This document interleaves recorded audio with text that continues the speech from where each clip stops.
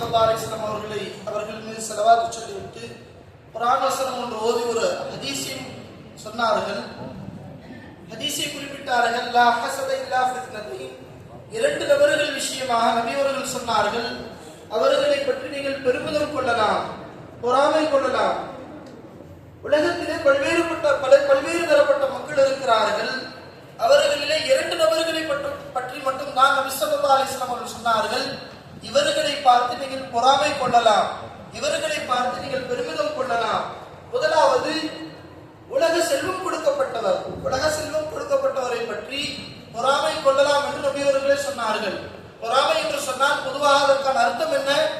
வேறு ஒருவரிடத்தில் இருக்கக்கூடிய அருட்கொடை அவரிடத்தில் இருந்து எனக்கு வர வேண்டும் என்று ஆசைப்படுவது, இதற்குத்தான் பொறாமை.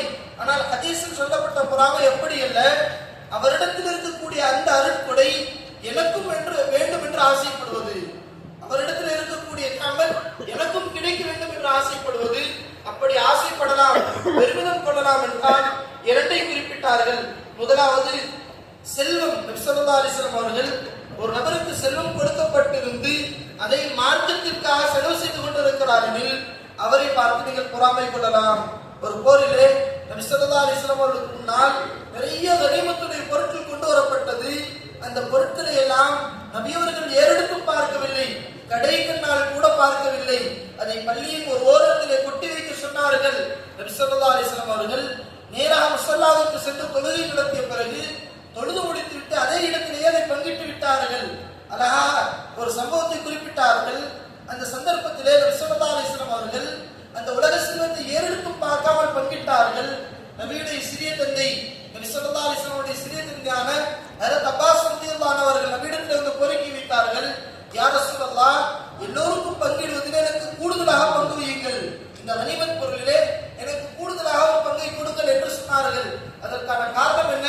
பத்ருடைய போர் முடிந்த பிறகு தங்களுக்காக ஈட்டுத்தொகை கொடுத்தவர்கள் தங்களை மீட்டுக் கொண்டார்கள். அதற்கு பாரமாக கூடுதலாக எனக்கு கனிமத்திலே பங்கு வையுங்கள் என்று சொன்னபோது நபி ஸல்லல்லாஹு அலைஹி வஸல்லம் அவர்கள் அனுமதி அளித்தார்கள். சிறிய தந்தையே, உங்களுக்கு எவ்வளவு தேவைப்படுகிறதோ, எவ்வளவு ஆசைப்படுகிறீர்களோ நீங்கள் எடுத்துக் கொள்ளுங்கள். நபி ஸல்லல்லாஹு அலைஹி வஸல்லம் அவர்களுடைய இந்த வாழ்க்கையின் மீது அவர்களுக்கு பேராவல் ஏற்பட்டது. தன்னுடைய போரை விரித்தார்கள். அதில் அவர்களால் எவ்வளவு சேகரம் செய்ய முடியுமோ சேகரம் செய்தார்கள்.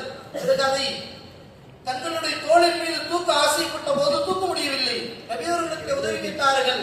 ஸல்லல்லாஹு அலைஹி வஸல்லம் சொன்னாங்க, நீங்கள் உங்களால் இயன்ற அளவு எடுத்துக் கொள்ளுங்கள், உங்களுக்கு எவ்வளவு இரவோ எடுத்துக் கொள்ளுங்கள் என்று சொன்னார்கள். அவர்கள் ஹஜ்ரத் அப்பாஸ் ரலியல்லாஹு அன்ஹு அதிலிருந்து கொஞ்சம் கொஞ்சமாக குறைத்து ஒரு கட்டத்திலே ஒரு பெரும்பகுதியை குறைத்த பிறகு அந்த போர்வையை தூக்கி கொண்டு சென்றார்கள். வெகு தூரம் செல்லும் வரை நபி ஸல்லல்லாஹு அலைஹி வஸல்லம் பார்த்து சொன்னார்கள், அஜபன் லிஹர்ஸிஹி, இவரிடத்தில் இருக்கக்கூடிய ஆவலை பார்த்து நான் ஆச்சரியப்படுகிறேன் என்று சொன்னார்கள். இதுல கவனிக்க வேண்டிய விஷயம் என்ன? ஹஜ்ரத் அப்பாஸ் ரலியல்லாஹு அன்ஹு அவர்களுக்கு உலக மோகம் அல்ல, உலகத்தின் செல்வத்தின் மீது இருந்த மோகம் அல்ல. நபி ஸல்லல்லாஹு அலைஹி வஸல்லம் அவர்கள் எந்த செல்வத்தை எடுத்துக் கொள்ளுங்கள் என்று சொன்னார்களோ கண்டிப்பாக அது ஹைராக இருக்கும், அது சிறந்ததாக இருக்கும் என்பதனால ஆர்வம் கொண்டு எடுத்தார்கள் என்பதாக விளக்கம் பெறுகிறார்கள். அல்லாஹ் தஆலா குர்ஆனிலே கூட சொல்லுகிறான், இன்னஹு லிஹுப்பில் கைரி லஷதீத். இந்த உலக செல்வத்தின் ஹுப்பை பற்றி சொல்லும் போது கைர் என்கிற வார்த்தையை பயன்படுத்துகிறான்.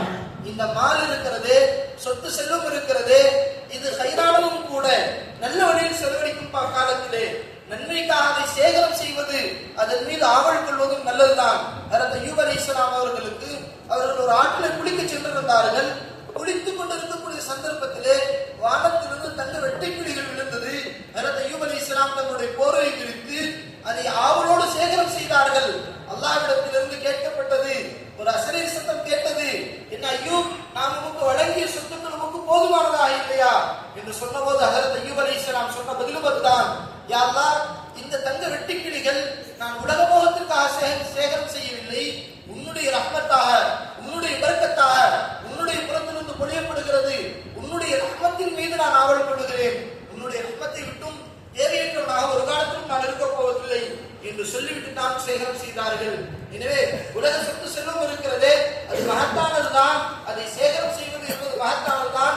எதுவரை எனில் அதை சரியான மார்க்க தேவைக்காக மார்க்கத்தின் வழியிலே செலவழிக்கப்படுமானால் அது உன்னதமான ஒரு அருட்படியாக இருக்கிறது. அதே போல நபி ஸல்லல்லாஹு அலைஹி வஸல்லம் சொன்னார்கள், இரண்டாவதாக யாரை பார்த்து நாம் பெருமிதம் கொள்ளலாம், பொறாமை கொள்ளலாம் என்றால், குர்ஆனுடையவர், குர்ஆனுக்காக தனது காலம் நேரத்தை செலவழிக்கிறார், குர்ஆனுக்காக தன்னை அர்ப்பணித்துக் கொள்ளுகிறார், இவரை பார்த்து நீங்கள் பொறாமை கொள்ளலாம், இவரை பார்த்து நீங்கள் பெருமிதம் கொள்ளலாம் என்று நபி ஸல்லல்லாஹு அலைஹி வஸல்லம் அவர்களே சொன்னார்கள். இந்த நல்ல வேளையிலே, இந்த நல்ல மதரசாவிலே இங்கு இரண்டு தரப்பான மக்களும் ஒன்று சேர்ந்திருக்கிறார்கள், செல்வமுடையவர்களும் ஒன்று சேர்ந்திருக்கிறார்கள். அவர்கள் எல்லாம் தங்களுடைய செல்வத்தை குர்ஆனுக்காக, அல்லாஹ்வுடைய பாதையில செலவிடக்கூடியவர்களாக ஒன்று சேர்ந்திருக்கிறார்கள். அதே போல குர்ஆனுக்காகவே தங்களை அர்ப்பணித்துக் கொண்ட ஆசிரியர்களும் ஹஃபாதுகளும் ஒன்று சேர்ந்திருக்கிறார்கள். கண்டிப்பாக இந்த இரண்டு நபர்களுமே பெருமிதம் கொள்ளத்தக்கவர்களாக இருக்கிறார்கள். இந்த மதரசாக்கள் இரண்டு தரப்பான மக்களை கொண்டுதான் உச்சத்தை அடைகிறது. ஆலிம்கள் ஹாஃபிதுகளை கொண்டும் உச்சத்தை அடைகிறது. செல்வங்களை அல்லாஹ்வுடைய பாதையிலே செலவழிப்பவர்களை கொண்டும் உச்சத்தை அடைகிறது. அல்லாஹ் தஆலா இந்த மதரசாவையும், இங்கு மதரசாவிலே பணி செய்து கொண்டிருக்கக்கூடிய ஆசிரியர்களையும், இங்கு பயின்ற மாணவர்களையும் பொருந்திக் கொள்வதோடு, இந்த மதரசாவிற்காக யாரெல்லாம் உதவி செய்தார்களோ, யாரெல்லாம் தங்களுடைய காசு பணங்களை அர்ப்பணிப்பு செய்தார்களோ, அல்லாஹ் தஆலா அவர்களையும் பொருந்திக் கொள்வானாக என்று துஆ செய்தவர்களாக இருந்தவர்கள் தங்களுடைய உரை நிறைவு செய்து கொண்டார்கள். வாஹிரு தஅவானா அல்ஹம்துலில்லாஹி ரப்பில் ஆலமீன். ஜஸாக்குமுல்லாஹு கைரா.